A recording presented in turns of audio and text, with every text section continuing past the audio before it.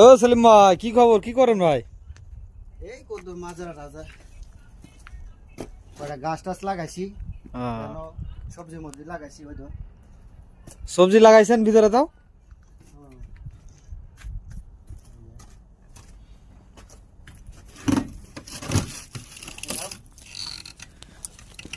কি সুন্দর ফুল ধরে আছে রে ভাই, ভিতরে আরো কি বেন আছে। এ রে বাবা, রে বাবা, কত সুন্দর গাছ রে ভাই। এ তো শাক লাগাইছেন সুন্দর করে দেখতাছি। হ্যাঁ, এই ভিতর এনো থাইকা এই সবজি টবজি খাওন যাই।